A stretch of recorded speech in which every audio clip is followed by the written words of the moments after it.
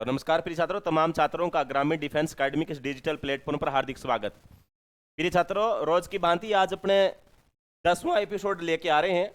जबरदस्त क्वेश्चन रहेंगे आज, और वही क्वेश्चन है जो विगत भर्तियों में आए हुए हैं। ठीक है। अच्छा, आपको जानकारी के लिए बता दूं कि आपके आर्मी के लिए 200 टेस्ट सीरीज है भाई, और 200 टेस्ट सीरीज मात्र 200 रुपए में। शुल्क कितना रहेगा? मात्र 200 रुपए। ज़्यादा नहीं है, नॉर्मल एवरेज है, कोई दिक्कत नहीं है।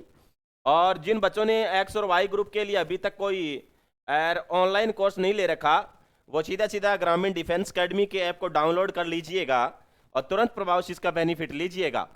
और जो बच्चे ऑफलाइन कोचिंग में आना चाह रहे हैं, वो ग्रामीण डिफेंस एकेडमी में फ़ोन करके रजिस्ट्रेशन करवा दें और आप अति शीघ्र यहाँ पहुँच जाएँ तो ज़्यादा अच्छा रहेगा। क्योंकि 6 अप्रैल के बाद में राजस्थान पुलिस के ये आपके 12वीं क्लास के एग्ज़ाम हो जाएंगे, तो क्राउड ज़्यादा हो जाएगी, तो बैठने में थोड़ी सी दिक्कत होगी। हालांकि ज़्यादा तो नहीं होने वाली, पर रहने में दिक्कत हो सकती है, क्योंकि यहाँ पर क्राउड ज़्यादा हो जाती है सीकर में। तो ऐसे जगह पर फिर बच्चों का रुकने में थोड़ी सी दिक्कतें होती हैं। इसलिए आप लोग पहले ही फ़ोन कॉल करके और आप लोग क्या कर लीजिएगा, रजिस्ट्रेशन करवा दीजिएगा, ताकि हम लोग अपने हिसाब से व्यवस्था तो रखें बच्चों की। तो कुल मिलाकर प्रिय छात्रों, अपने आज का सेशन ज़बरदस्त रहेगा। और क्वेश्चन नंबर 1 पे ले चलता हूँ। ग्लाइकोजन एकत्रित रहता है, बहुत अच्छा क्वेश्चन है बच्चों, केवल पेशियों में, लीवर में, हृदय में, केवल अग्नाशय में या लीवर में? बताइएगा। ग्लाइकोजन एकत्रित रहता है केवल पेशियों में, हृदय में, केवल अग्नाशय में या लीवर में? तो आप लोगों को मालूम है कि जवाब क्या रहेगा? लीवर में, यानी यकृत में रहता है ग्लाइकोजन का संग्रह। क्योंकि आपने सुन रखा है कि प्राणियों में भोज्य पदार्थों का संग्रह, प्राणियों में ऐसा सुन रखा है, प्राणियों में भोज्य पदार्थों का संग्रह, भोज्य पदार्थों का संग्रह ग्लाइकोजन के रूप में होता है। ग्लाइकोजन के रूप में होता है। और ग्लाइकोजन का संग्रह फिर कहां होता है बच्चों? प्राणियों के लीवर में होता है। कहां होता है? लीवर में होता है। वहीं बात करें पादपों में, पादपों में भोज्य पदार्थों का संग्रह स्टार्च के रूप में होता है।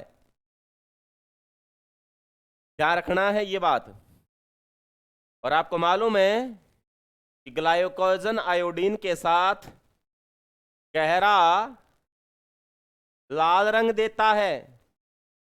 और वहीं बात करें स्टार्च, स्टार्च आयोडीन के साथ गहरा नीला रंग देता है। ये बातें आपको बहुत अच्छे से मालूम है। तो कहने का मतलब ग्लाइकोजन एकत्रित रहता है, तो जवाब रहेगा लीवर में। कहां रहेगा? लीवर में। ये आंसर इसका ठीक बैठता है। ठीक है बच्चों। अब आगे वाला, किल्नीमन में से कौन सा डाइसेकेराइड है? अब आपको मालूम है कि कार्बोहाइड्रेट की बात कर रहे हैं, तो कार्बोहाइड्रेट को मोनोमर इकाई के आधार पर, किसके आधार पर है?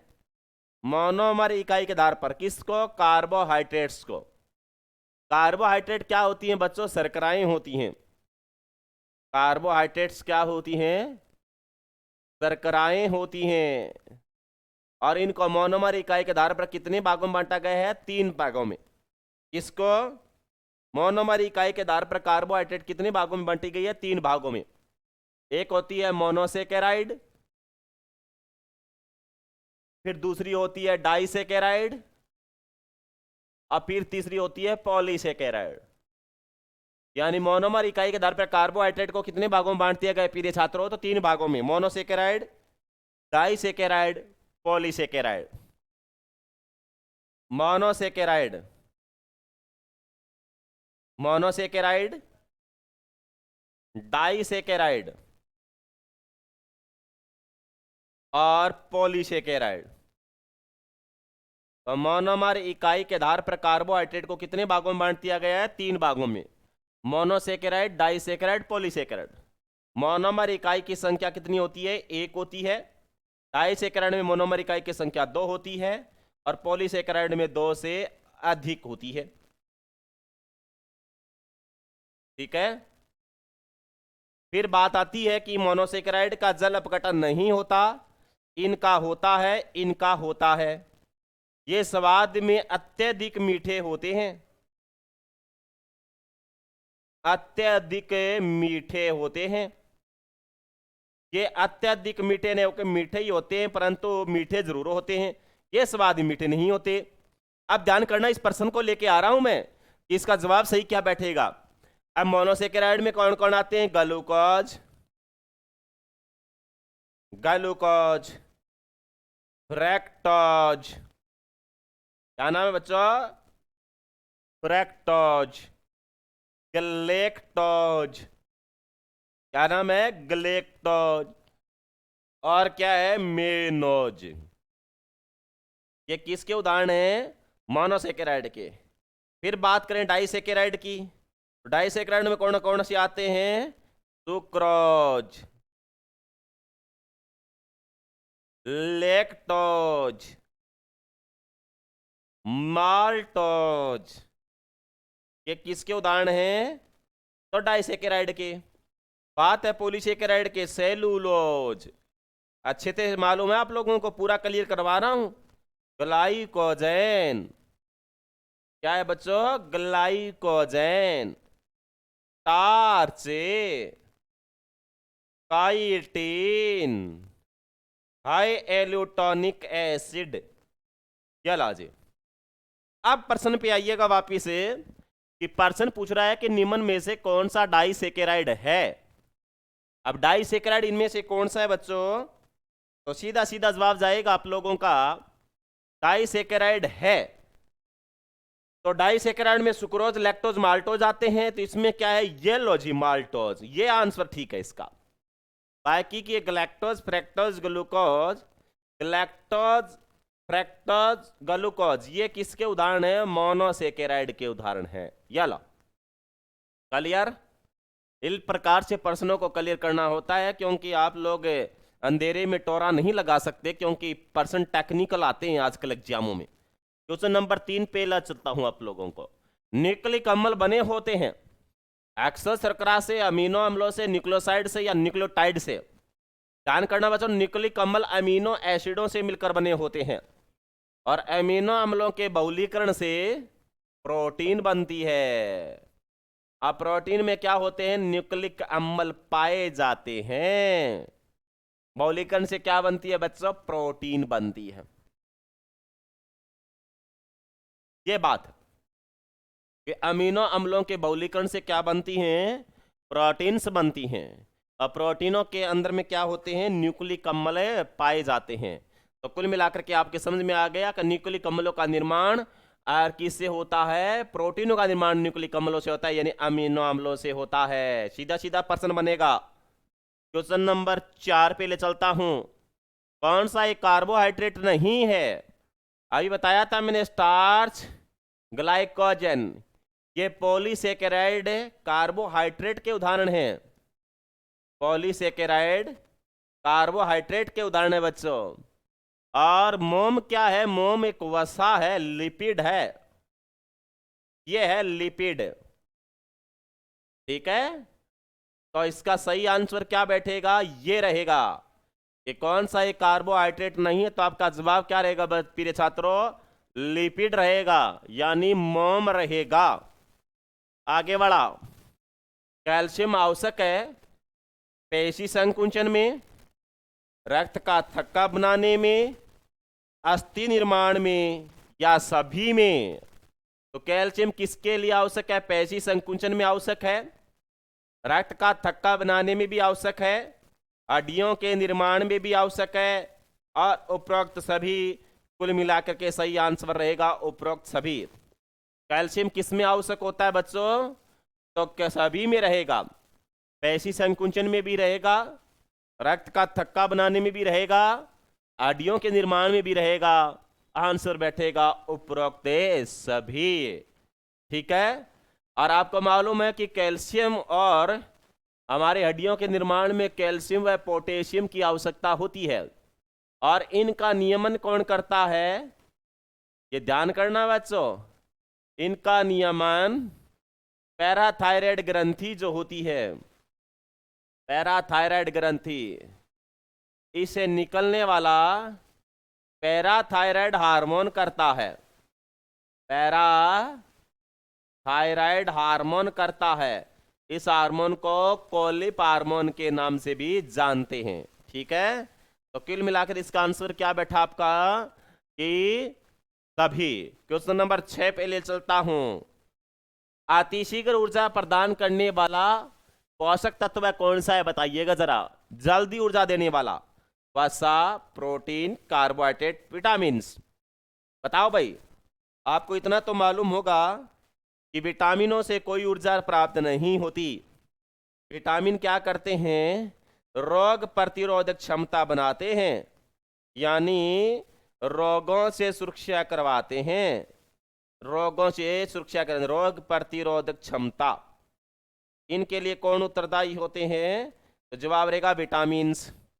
वसा की बात करें तो 1 ग्राम वसा खाने से सर्वाधिक 9.1 किलो कैलोरी ऊर्जा प्राप्त होती है, सबको मालूम है।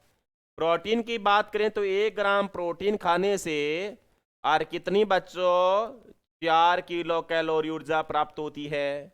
1 ग्राम कार्बोहाइड्रेट खाने से 4.2 किलो कैलोरी ऊर्जा प्राप्त होती है। ठीक है, अब प्रश्न बन गया कि अतिशीघ्र ऊर्जा प्रदान करने वाला पोषक तत्व कौन सा है। तो सीधी सी बात है बच्चों कि इसमें क्या रिप्लाई रहेगा आपका, तो ये कार्बोहाइड्रेट। अब देखो, वसा से ज्यादा ऊर्जा किससे मिलती है, वसाओं से, यानी सर्वाधिक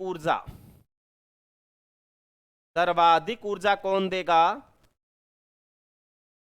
तो जवाब रहेगा वसा।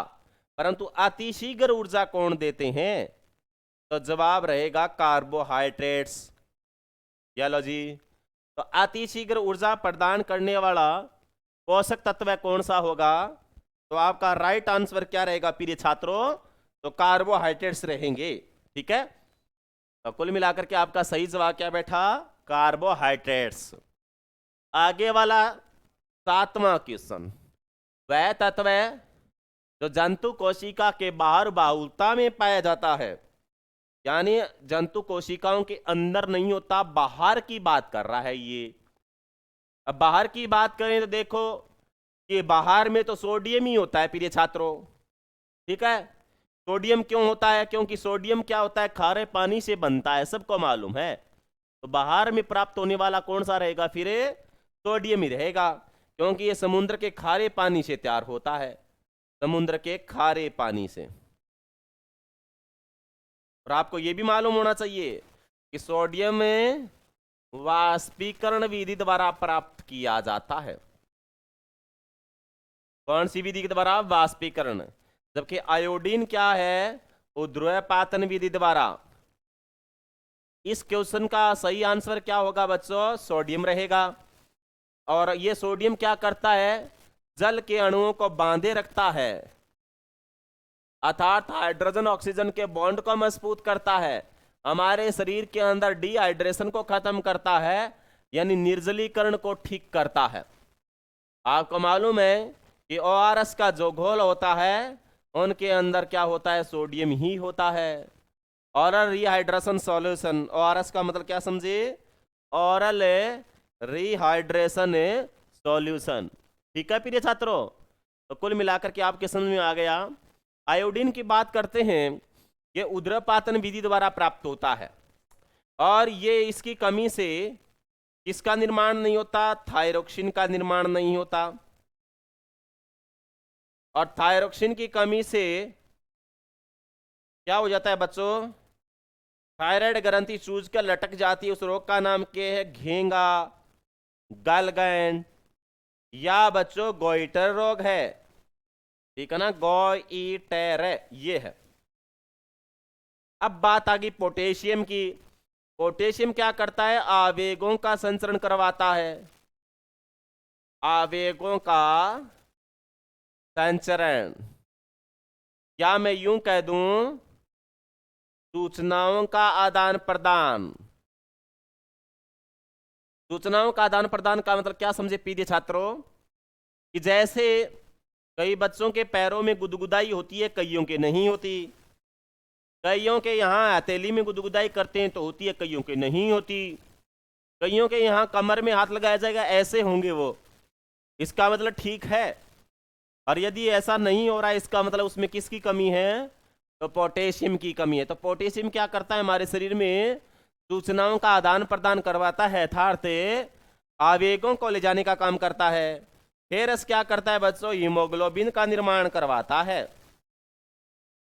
कमी से एनीमिया हो जाता है। और एनीमिया क्या है बच्चों? खून की कमी वाला रोग है। तो हीमोग्लोबिन के निर्माण में कौन उपयोगी है? तो फेरस। कमी से एनीमिया रोग हो जाता है। बहुत अच्छा क्वेश्चन है। इस प्रकार के क्वेश्चनों को आप गलत कर ही नहीं सकते, और यही एग्जाम में आते हैं। सरल सरल क्वेश्चन हैं और इनका व्याख्या एकदम बढ़िया से कर दी जाए तो मेरे अंदाज से, अब जैसे मैंने इसको चारों ऑप्शन को ठीक से बताया, ऐसा ही पिछले क्वेश्चन में किया था, तो मेरा ये मानना है कि आपको फिर डिस्क्रिप्टिव क्लासों के लिए अलग से पढ़ने की जरूरत नहीं हो जाती है। क्वेश्चनों का पोस्टमार्टम होना जरूरी है, पैनी और तीखी नजर होनी जरूरी है, क्योंकि जिंदगी में कामयाब होना है तो हर क्षेत्र में आपको मजबूती के साथ में आगे आना पड़ेगा। हीमोग्लोबिन व मायोग्लोबिन में उभयनिष्ठ तत्व है, कॉपर है, आयरन है, मैंगनीज है, मैग्नीशियम है। अब देखो बच्चों, बात आ रही है पालक होता है, यानी पत्तेदार सब्जियां होती हैं, बैंगन होता है, इनमें किसकी मात्रा अधिक होती है? फेरस की, यानी आयरन की। फेरस क्या बनाता है? अस्थि मज्जा बनाता है। अस्थि मज्जा का मतलब हड्डियों के बीच में पाया जाने वाला लिक्विड पदार्थ। अस्थि मज्जा से क्या बनती है? आरबीसी बनती है। आरबीसी से क्या बनता है? हीमोग्लोबिन बनता है। हीमोग्लोबिन से क्या बनता है? रक्त बनता है। क्या लॉजिक? ऐसे, ठीक है। यानी ये स्टेप होती हैं किसी चीज के निर्माण की। अब देखो बच्चों कि हीमोग्लोबिन के निर्माण में, यानी ये हीमोग्लोबिन निर्माण में किसकी भूमिका फिर है? आयरन की। आयरन बोले तो फेरस। आ गया समझ में? शायद कोई दिक्कत नहीं होनी चाहिए इस प्रकार के प्रश्नों से, तो क्या प्रॉब्लम होनी वाली है आप लोगों को? ठीक है। तो कुल मिला के मैं कह रहा हूं कि हीमोग्लोबिन के निर्माण में उभयनिष्ठ तत्व कौन सा काम आता है? तो फेरस आता है बच्चों, न कि कॉपर, न कि मैग्नीज, न कि मैग्नीशियम। कॉपर तो क्या करता है? आरबीसी को मैच्योर करता है, आरबीसी को परिपक्व करता है। आरबीसी को मैच्योर करने का काम किसका रहता है? कॉपर का। और ये रक्त व जल को शुद्ध करता है, रक्त व जल को शुद्ध करता है। रक्त व जल को शुद्ध करने का काम किसका रहता है? कॉपर को। अच्छा, मैंगनीज ये है एमजी, मैग्नीशियम ये है आयरन।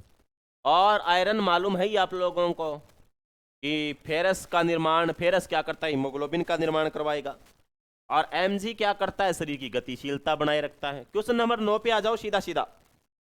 चलो, कीटों के हीमोलिम्फ में पाए जाने वाली शर्करा है। वाह, बहुत ही गजब का सवाल है ये। चलो, मैं रिप्लाई कर दे रहा हूं कि कीटों की हीमोलिम्फ में ट्रहेलोज शर्करा पाई जाती है। बस इतना तो आपको मालूम चल गया। अब माल्टोज की बात करते हैं। यह चावल के मांड में पाई जाती है, चावल के मांड में, और जो ग्लाइकोजन के अपघटन से बनता है, ग्लाइकोजन के अपघटन से, ग्लाइकोजन के अपघटन से। जी, ठीक है। फिर है सुक्रोज।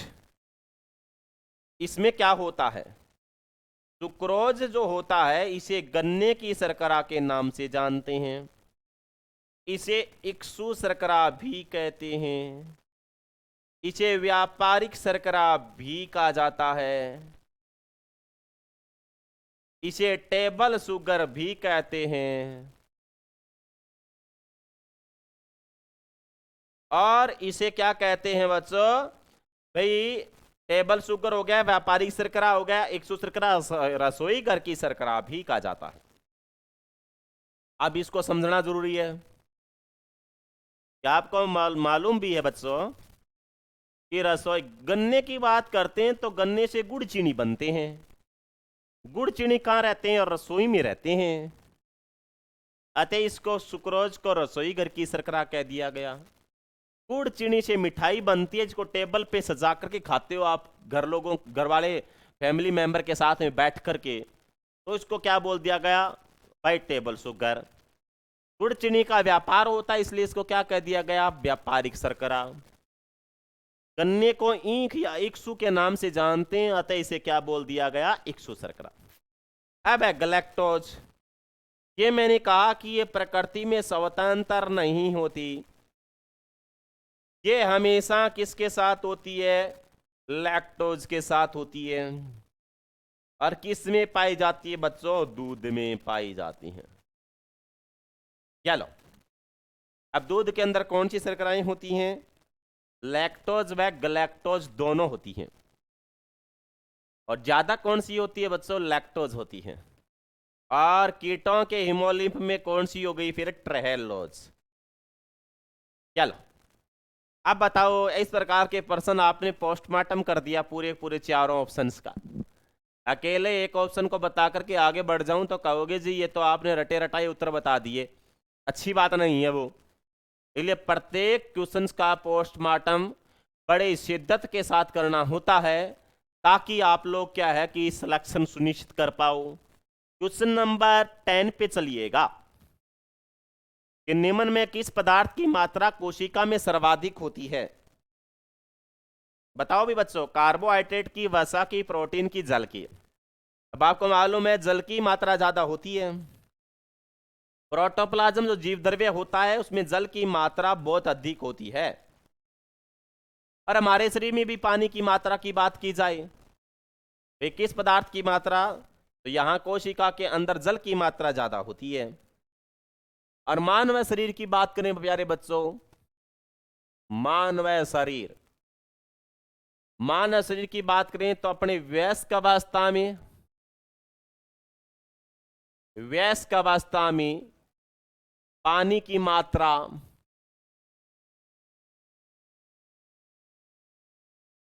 कितनी होगी? तो 60 से 65% होती है। और बात करें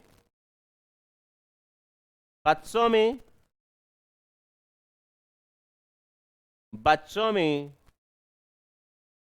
पानी की मात्रा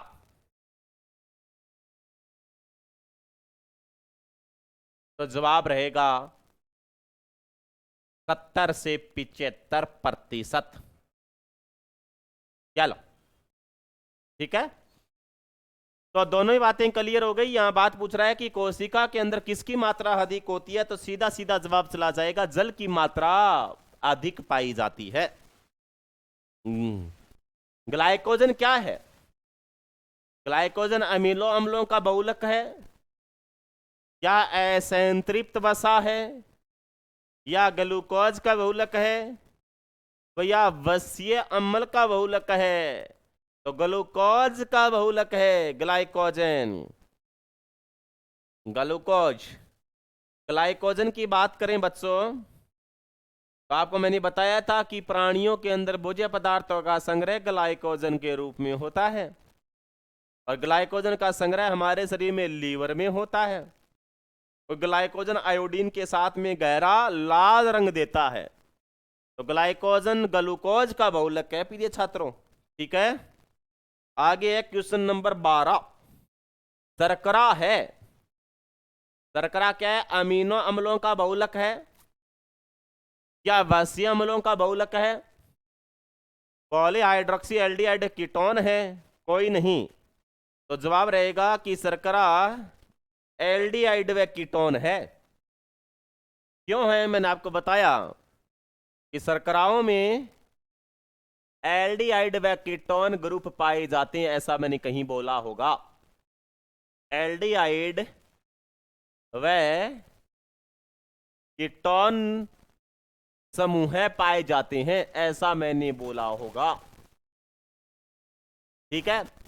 एल्डिहाइड की बात करें तो बच्चों HCHO सॉरी CHO, और ये हो गया आपका कीटोन। क्या लो, तो मैं कह रहा हूं कि जो कार्बोहाइड्रेट होते हैं उनमें एल्डिहाइड व कीटोन ग्रुप पाए जाते हैं। ठीक है। और मोनोमर इकाई के आधार पर कार्बोहाइड्रेट कितने प्रकार के होते हैं? 3 प्रकार के होते हैं। वसीय अम्लों की बात करें तो इससे तो वसा बनी होती है, क्योंकि आपको मालूम है कि वसाओं का निर्माण वसीय अम्ल व ग्लिसरॉल से होता है। ग्लिसरॉल प्लस वसीय अम्ल से क्या बने होते हैं? वसा बनी होती है। प्रोटीन की बात करें बच्चों, आपको मालूम है कि प्रोटीन किससे मिलकर बने होते हैं? अमीनो अम्लों के बहुलीकरण से बने होते हैं। यह आपको ऐसे मालूम है। देखो सारी चीजें क्लियर हो रही हैं कि अमीनो अम्लों के बहुलक से क्या बनते हैं? प्रोटीन्स बनते हैं। और वसीय अम्ल किससे मिलकर बने होते हैं? ग्लिसरॉल व वसीय अम्लों से मिलकर बने होते हैं वसा यानी फैट। और जब बात की जाए शर्करा की तो वो क्या होते हैं? एल्डिहाइड व कीटोन से मिलकर बने होते हैं। ये करना चाह रहा हूं। क्वेश्चन नंबर 13 पे ले चलता हूं आपको। बड़े प्यारे प्यारे क्वेश्चंस। प्राणी शरीर में भोजन का संग्रह किसके रूप में होता है? स्टार्च के रूप में, ग्लाइकोजन के रूप में, काइटिन के रूप में, एक व दोनों। अब ध्यान करो, अभी तो आपका फटाफट जवाब आ जाना चाहिए कि पादपों में भोज्य पदार्थों का संग्रह। देखो प्रश्न रिपीट हो रहा है बार बार में, बस थोड़ी सी भाषा चेंज हो रही है। और आपको मालूम है कि शब्दावली चेंज होना बेहद जरूरी है, क्योंकि प्रश्न तो वही होने होते हैं, बस थोड़ा थोड़ा रोटेशन पर रहते हैं। जंतुओं में भोज्य पदार्थों का संग्रह ग्लाइकोजन के रूप में होता है। प्राणियों की बात करें तो ये लो जी। अब काइटिन की बात आती है कि कवकों की कोशिका भित्ति। यह प्रश्न आता है बच्चों कि कवकों की कोशिका भित्ति किसकी बनी होती है? काइटिन की। अब कवकों की बात करें तो कवकों के अध्ययन को माइकोलॉजी कहते हैं। क्या कहते हैं? माइकोलॉजी। और बात करें शैवालों की कोशिका भित्ति, तो शैवालों की कोशिका भित्ति किसकी बनी होती है बच्चों? तो जवाब रहेगा सेलुलोज से। यह भी बात अपने आप में महत्वपूर्ण है, सेलुलोज। और पादपों की कोशिका भित्ति भी किसकी बनी होती है? सेलुलोज की। पादपों की सेल वॉल किससे मिलकर बनी होती है? तो सेलुलोज से। सेलुलोज में एक नाम आता है बच्चों, हेमी सेलुलोज। क्या नाम लिख रहा हूं मैं? Hemicellulose. और बात करें कि कृत्रिम हाथी दांत, कृत्रिम हाथी दांत, ये प्रश्न आता है।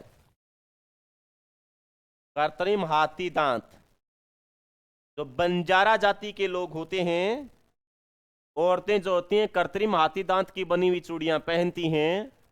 ध्यान में रखना है। तो कृत्रिम हाथी दांत किसके बने होते हैं? सेलुलोज के। शैवालों की कोशिका भित्ति सेलुलोज की। पादपों की कोशिका भित्ति भी सेलुलोज की। कवकों के अध्ययन को क्या कहते हैं? माइकोलॉजी। बात करें कि शैवालों के अध्ययन को क्या कहते हैं? फाइकोलॉजी। ये नाम आ रहा है। ठीक है। अब बात आ रही है कि क्या कह रहा है। अच्छा, काइटिन की बात आ रही है तो भोजन पदार्थ का संग्रह किसके रूप में होता है प्राणियों के शरीर में?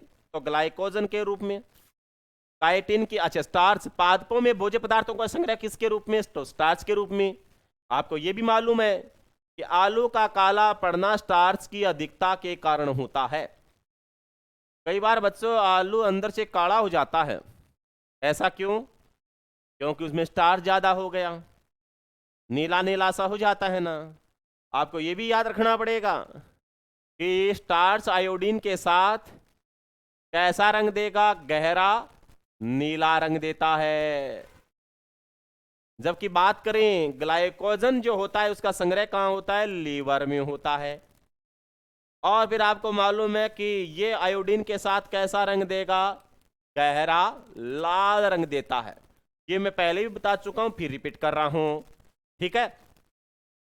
अब बात आ गई कि काइटिन जो होता है इसके बारे में एक सुन लो, और कि क्रेस्टेशिया वर्ग है, क्रेस्टेशिया कीट पतंगों का, क्रेस्टेशिया कीटों का एक समूह है। उनका बाह्य कठोर आवरण, बाह्य आवरण, बाहरी आवरण भी किसका बना होता है, काइटिन का बना होता है। तो क्रेस्टेशिया वर्ग के जो प्राणी होते हैं उनके बाहर का जो कठोर कठोर आवरण हो जाता है, जैसे कॉकरोच का बाहर का कवच देखा होगा, जैसे अपने खेतांगा में एक गुड़बाणियों है, गुड़बाणियों काला काला रंग हो जकन कई टाबर टिटण भी बोल रहे हैं, बैंक शरीर को जो कठोर कठोर आवरण है ना टाबरो, वो काइटिन का बना होता। देखो सारा मैंने पोस्टमार्टम किया है, इसलिए आप लोग इस प्रकार के पर्सन एग्जाम में आते रहे हैं, आप लोग अच्छे से इनको क्लियर कर देना भाई, गलत नहीं करना। इतने प्यार से पढ़ाने के बाद में गलत करोगे तो अच्छी बात नहीं है। कौन से यौगिक कार्बोहाइड्रेट से लगभग दुगनी ऊर्जा उत्पादित करते हैं, बताया था कि विटामिनों से ऊर्जा मिलती नहीं है, प्रोटीनों से लगभग 4।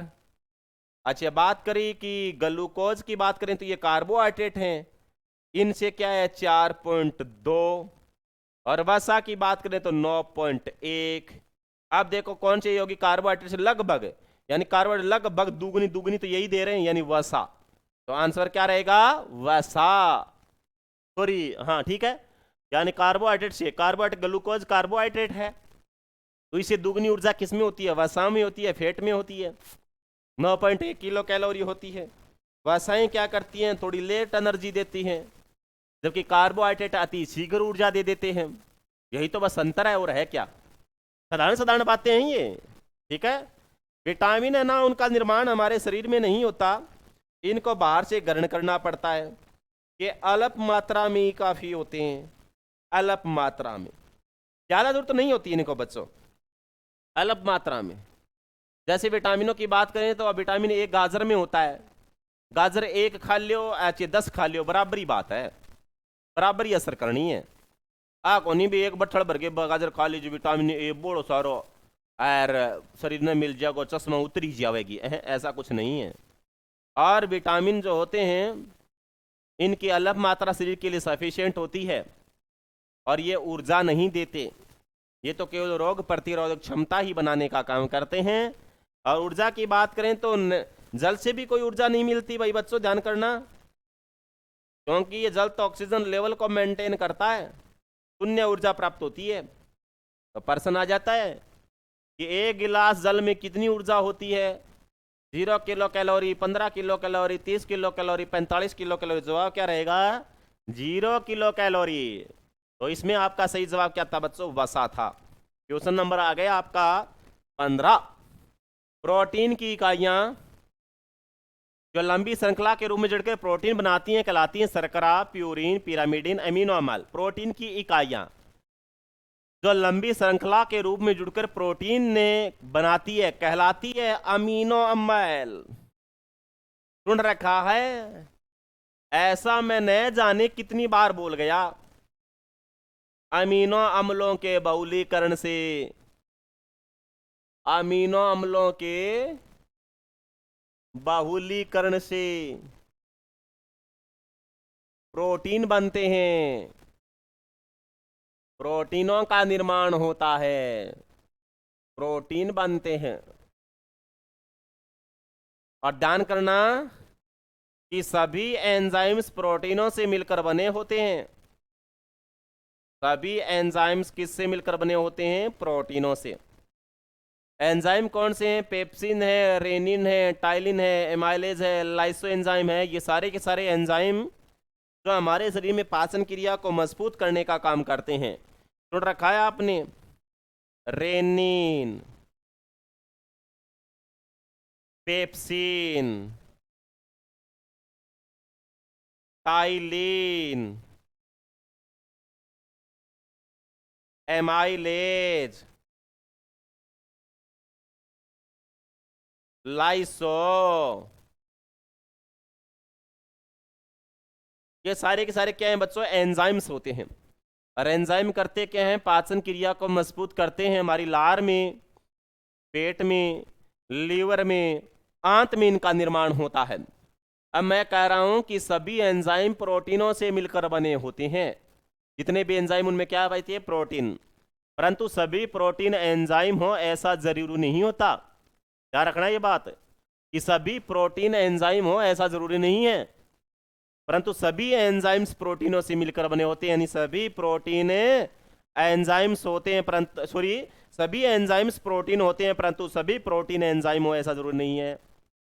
जिस प्रकार से मैं कह दूं कि सभी लड़कियां शादी करवाएंगी ये तय है, परंतु सभी लड़कियां घर बसाएगी ऐसा जरूर नहीं है। 2-4 बाज भी जावे। तो कुल मिलाकर के आप लोगों को ये ध्यान रखना है, ठीक है। अब एक बात और सुननी पड़ेगी। क्या बच्चों? कि प्रोटीनों की बात करें कि एंटीजन व एंटीबॉडी भी प्रोटीन के बने होते हैं। ये नाम भी सुन रखा होगा आपने, एंटीजन व एंटीबॉडी, प्रतिजन व प्रतिरक्षा। ये भी किसके बने होते हैं? प्रोटीन से मिलकर बने होते हैं। प्रश्न आता है कि एंटीजन व एंटीबॉडी किसके बने होते हैं? तो प्रोटीनों से मिलकर बने होते हैं। बात करें एंटीबॉडी का निर्माण लसिका गांठों में होता है, लिम्फ नोड। ये भी ध्यान में रखना होगा। अब आरएच फैक्टर का नाम सुन रखा है। आरएच फैक्टर भी क्या एक प्रोटीन है? आरएच फैक्टर यानी आरएच कारक का नाम सुन रखा है। तो आरएच कारक है ना, वो भी आरबीसी की सतह पर पाई जाने वाली एक प्रोटीन होती है। देखो प्रश्नों में से प्रश्न निकाल रहा हूं इसलिए कि आप लोग अच्छे से अध्ययन कर पाओ। जबरदस्त रिप्लाई करना है आप लोगों को। मैं कह रहा हूं कि आरएच फैक्टर भी आरबीसी की सतह पर पाए जाने वाली प्रोटीन है। लो, दुग्ध प्रोटीन है, मायोसिन है, पेप्सिन है, एल्ब्यूमिन व एक्टिन है या केसिन है? तो रिप्लाई कीजिएगा प्रिय छात्रों। अच्छा क्वेश्चन है। तमाम छात्र जो भी जुड़े हैं सबका तहे दिल से शुक्रिया अदा। मैं कह रहा हूं कि केसिन की बात आ रही है। अब मायोसिन है, पेप्सिन प्रोटीन का पाचन करवाता है। पेप्सिन क्या करता है? प्रोटीन का एंजाइम है, ये पाचन करवाता है, ठीक है। मायोसिन, एक्टिन और मायोसिन ये हमारी मांसपेशियों में पाए जाने वाली प्रोटीन है, मांसपेशियों में पाए जाने वाली। एल्ब्यूमिन व एक्टिन, एक्टिन और मायोसिन दोनों ही क्या होती है? मांसपेशियों में होती है।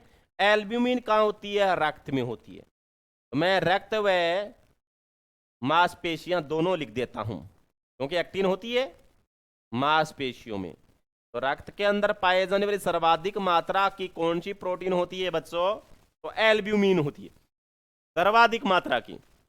हालांकि हमारे खून में कई प्रोटीन होती है, albumin, globulin, fibrinogen, fibrin, prothrombin, thrombin इत्यादि इत्यादि कई प्रोटीन्स होती हैं, परंतु सर्वाधिक मात्रा की 4.2% ये होती है, ठीक है ना। अब देखो केसिन की बात आती है, तो आप लोगों ने सुन रखा है कि दूध का सफेद रंग, दूध का सफेद रंग किसकी वजह से होता है? केसिन प्रोटीन के कारण। आप लोगों को मालूम है कि भैंस काली होती है, चारा हरा खाती है, दूध सफेद देती है, ऐसा क्यों? कभी सोचा क्या आपने? नहीं सोचा। क्योंकि आपको मालूम होना चाहिए कि दूध के अंदर कौन सी प्रोटीन पाई जाती है? Casein protein. उसकी वजह से दूध का रंग सफेद होता है। इसने पूछा है कि दुग्ध प्रोटीन है, तो केसिन प्रोटीन है। परंतु गाय के दूध का हल्का पीलापन, यह भी याद रखना पड़ेगा कि गाय के दूध का हल्का पीलापन यह किसकी वजह से होता है? ये केरोटीन प्रोटीन के कारण होता है। केरोटीन, कीरेटिन नहीं, केरोटीन। अब ये तो है प्रोटीन की बात, परंतु गाय के दूध के अंदर मैं यूं कह दूं हल्का पीलापन का कारण विटामिन B2 भी होता है। अतः विटामिन B2 को येलो विटामिन के नाम से जानते हैं। ये तो बात हुई विटामिन से संबंधित है कि कौन सा विटामिन है, तो B2। और कैरोटीन की बात करें तो बच्चों आपको मालूम ही है कि कैरोटीन तो प्रोटीन होती है प्रिय छात्रों। और यहां प्रश्न पूछ रहा था कि दुग्ध प्रोटीन कौन सी है, तो जवाब रहेगा केसिन प्रोटीन। ठीक है, अच्छा क्वेश्चन था। अब बात करते हैं क्वेश्चन नंबर 17 पे ले चलता हूं। एंजाइम का रासायनिक स्वभाव होता है, ठीक है, एंजाइम्स का रासायनिक स्वभाव, बॉस का स्वभाव नहीं, यहां एंजाइम का रासायनिक स्वभाव की बात हो रही है। तो वसा, कार्बोहाइड्रेट, वसा शर्करा, प्रोटीन। तो एंजाइम का रासायनिक स्वभाव कैसा है? आपका प्रोटीन है, क्योंकि प्रोटीन ही, अभी बताया था मैंने कि तमाम एंजाइम्स किससे मिलकर बने होते हैं? प्रोटीन से मिलकर बने होते हैं, ठीक ना। एंजाइम्स के बारे में विलियम कोहने ने बताया, ध्यान करना कि मैं यूं कह रहा हूं कि तमाम प्रोटीन्स होते हैं, तो तमाम एंजाइम्स किससे मिलकर बने होंगे? प्रोटीनों से। परंतु सभी प्रोटीन एंजाइम हो ऐसा जरूरी नहीं होता। ये बात मैं आपको बहुत प्यार से शिद्दत के साथ में बता चुका हूं। एक नाम आता है बच्चों, देखो एंजाइम के बारे में किसने बताया था? विलियम कोहने ने। एंजाइम शब्द किसने दिया था? विलियम कोहने ने। यही इसी के इक्वल एक नाम आता है हार्मोन। हार्मोन शब्द किसने दिया था बच्चों? स्टार्लिंग ने।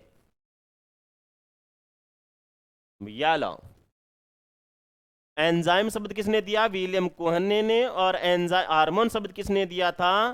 तो स्टार्लिंग ने दिया था। ठीक है, तो कुल मिलाकर के आप, अच्छा, हार्मोन और एंजाइम में भी अंतर होता है। हार्मोन एंजाइम में दो अंतर समझा रहा हूं, थोड़ा समझने की चेष्टा करना। कि हार्मोन जहां बनते हैं वहां से दूर जाके काम करेंगे, जबकि एंजाइम जहां बनते हैं वहीं पे काम करते हैं। एक अंतर।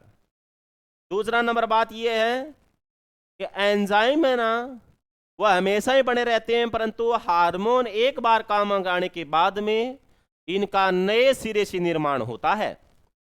हार्मोनों का हमारे शरीर में संग्रह नहीं हो सकता, बशर्ते कि थायरोक्सिन को छोड़ करके, ठीक ना। थायरोक्सिन का संग्रह हो सकता है शरीर में, बाकी का संग्रह नहीं होता। ये काम आ जाते हैं, विघटित हो जाते हैं, खत्म हो जाते हैं, फिर नए सिरे से बनते हैं। और इस प्रकार से कुल मिला के आपके समझ में आ गया कि दो अंतर होते हैं। अब बात है क्वेश्चन नंबर 18। जो अमीनो अम्ल शरीर में संश्लेषित नहीं होते वो क्या कहलाते हैं? अतात्विक कहलाते हैं, ठीक ना। अमीनो अम्ल जो शरीर में नहीं बनते, अतात्विक, अतत्वक, ठीक है, ज्यादा इंपॉर्टेंट नहीं है, परंतु ध्यान रखना है, अतात्विक कहलाते हैं वो, जो शरीर के अंदर नहीं बनते। और वह तत्व जो शरीर के अंदर होते हैं, जैसे CHONPKMGNANI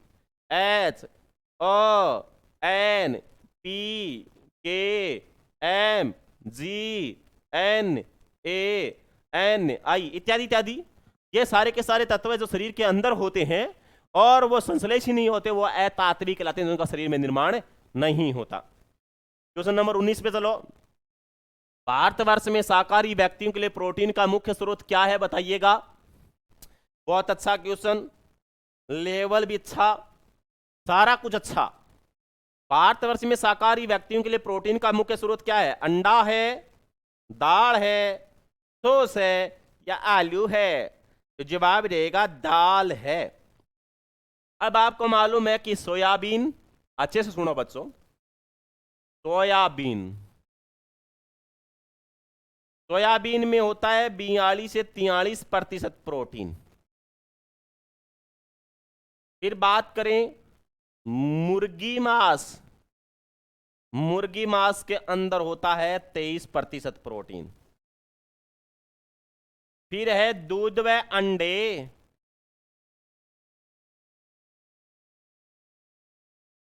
कितना होता है? 20%। दाल लें, कितना होता है? 16%। क्या लो जी।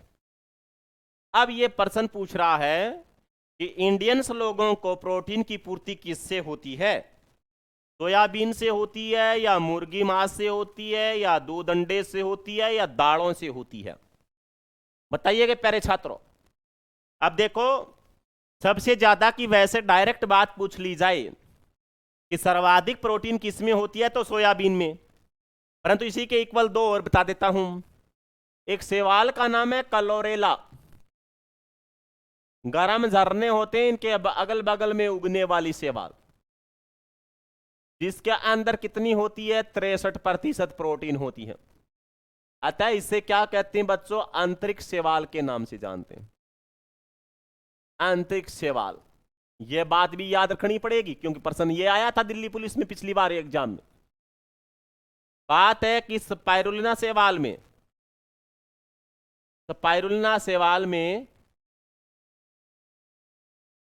65% और इससे ज्यादा किसी में कुछ भी नहीं होता, अतः इसे कंप्लीट फूड के नाम से जाना जाता है। ये लो जी, कंप्लीट फूड, ये खाया लियो, पूरा भोजन खाया माना जाएगा। ये तो हुई शैवालों की बात। यहां तो शैवालों का नाम नहीं दे रखा और भारतवर्ष का नाम दे रखा है। तो देखो सोयाबीन तो है ही नहीं, इसमें होगा तो भी नहीं होने वाला। अब अपने सोयाबीन रोज थोड़ी खाते हैं, मुर्गी रोज थोड़ी खाते हैं, अंडे थोड़ी।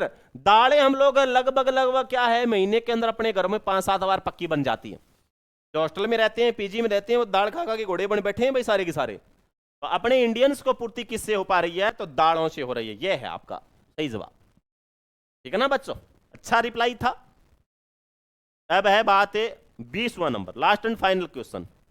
नीमन में कौन स्वाद मीठा होता है लेकिन शर्करा नहीं है? वाह क्या गजब सवाल दिया है। नीमन में से कौन सा स्वाद मीठा होता है लेकिन शर्करा नहीं है? आप देखो बच्चों, स्टार्च शर्करा है, लैक्टोज भी शर्करा है, प्रोटॉन से कोई मतलब ही नहीं है। सेकेरिन पे विचार करूंगा मैं, और विचार क्या करूंगा? रिप्लाई कर दूंगा। अब आपको मालूम है कि सेकेरिन चीनी की तुलना में 400 से 500 गुना ज्यादा मीठा होता है। आहा, और ये किस में होता है बच्चों? कहां से प्राप्त होता है? ये चुकंदर में होता है, चुकंदर। वह आइसक्रीम, आइसक्रीम, ठीक है। अब बात करें बच्चों की सबसे मीठी शर्करा की, तो फ्रैक्टोज प्रकृति में पाए जाने वाली सबसे मीठी शर्करा है, सबसे मीठी शर्करा। और होती कहां है बच्चों? ये मीठे फलों में, वह मधुमक्खी के शहद में पाई जाती है। तो मधुमक्खी के शहद में कौन सी शर्करा होती है बच्चों? तो फ्रैक्टोज होती है। सेकेरिन सबसे मीठा पदार्थ होता है, बल्कि शर्करा नहीं है। जो डायबिटीज के रोगी होते हैं, डायबिटीज के, उन लोगों के घर में सेकेरिन का एक रसोई घर में डिब्बा रहता है, 400-500 रुपए पर किलो के हिसाब से आता है। तो जब नॉर्मल चाय बनती है तब तो गुड़ चीनी की बनती है, अपने सब घरों में बनती है वैसे ही। परंतु जिन लोगों के घर में शुगर का कोई पेशेंट है और वह चाय पीना चाह रहा है, और जाहिर सी बात है इस प्रकार की प्रॉब्लम बुढ़ों में ज्यादा होती है, और बूढ़े बेचारे चाय तो पिए ही पिएंगे, तो उन लोगों को सेकेरिन डाल करके अलग से चाय बना के देनी पड़ती है। अब वो सेकेरिन मीठा का स्वाद का तो स्वाद दे देगा, परंतु नुकसान का नुकसान नहीं करेगा। क्यों? क्योंकि सेकेरिन है ना, वो क्या है? मीठा पदार्थ है, बल्कि शर्करा नहीं है। और चुकंदर जो होता है ना, लाल लाल रंग का काट के डालते हैं गाजर वगैरह के अंदर जब जूस बनाते तब। और आइसक्रीम, जो कंपनी अधिनियम में लिखा रहता है कि आप कभी भी बच्चों को आइसक्रीम बना के दोगे तो उसके अंदर सेकेरिन डालोगे, चीनी वगैरह नहीं डालोगे, क्योंकि बच्चे यदि चीनी का सेवन ज्यादा करेंगे तो उनको डायबिटीज हो सकती है, बीमार हो जाएंगे, देश का भविष्य भी गर्त में चला जाएगा। तो ऐसे में हिदायतन ये लिखा रहता है कि आप लोग कभी भी गलती से शर्करा डाल करके आइसक्रीम तैयार नहीं करोगे। तो कुल मिला के मैं यूं कह रहा हूं कि सेकेरिन सबसे मीठा पदार्थ है, बल्कि शर्करा नहीं है। और सबसे मीठी शर्करा का नाम पूछे जाए तो बचाओ बच्चों क्या रहेगा? फ्रैक्टोज। तो मीठे फलों में मधुमक्खी के शहद में पाई जाती है, इसलिए फ्रैक्टोज को फ्रूट शुगर या फल शर्करा के नाम से जानते हैं। तो यह था बच्चों आज का जबरदस्त सेशन। आपसे मेरे एक आग्रह रहेगा कि आप जैसे सेशन को वॉकआउट करते हो तो तुरंत प्रभाव से उसको लाइक वाला बटन जरूर दबा दीजिएगा, और सब्सक्राइब आपने चैनल को पहले से कर रखा है तो बहुत अच्छी बात है, नहीं तो ये भी कर दीजिएगा। और आपसे एक निवेदन जरूर करूंगा कि आप लोग शेयर भी कर दिया करो, थोड़ी हिम्मत कर लिया करो। अच्छा, आर्मी के लिए 200 टेस्ट सीरीज, 200 टेस्ट पेपर मात्र 200 रुपए में। एक बात तो ये ध्यान में रखो, एक्स और वाई ग्रुप के लिए क्या है कि आपका कोर्स है ना, वह ऐप पे पड़ा है निम्नतम दर पे, तुरंत प्रभाव से परचेज कर लो। जो बच्चे ऑफलाइन क्लास में आना चाहते हैं वो तुरंत प्रभाव से रजिस्ट्रेशन करवा दो। और 6 अप्रैल के बाद में जब आना चाहेंगे 12वीं के पेपर के बाद में, तो मैं आप लोगों के लिए थोड़ा सा एडवांस में बता दूं जानकारी के लिए कि थोड़ा जगह का अभाव रहता है। ऐसे में आप फोन कॉल करके रजिस्ट्रेशन जरूर करवा दें, बता जरूर दें कि हम लोग पधार रहे हैं। तो ऐसे में आप लोगों के रहने की, खाने पीने की, ये पढ़ाई की सारी व्यवस्थाएं अच्छी तरह से सुचारू रूप से की जा सके। तो कुल मिला के तमाम छात्र जुड़े सबका तहे दिल से शुक्रिया अदा। एक अच्छे सेशन के साथ में फिर हाजिर हो जाऊंगा, तब तक मुझे जाने की इजाजत देनी पड़ेगी। धन्यवाद, नमस्कार।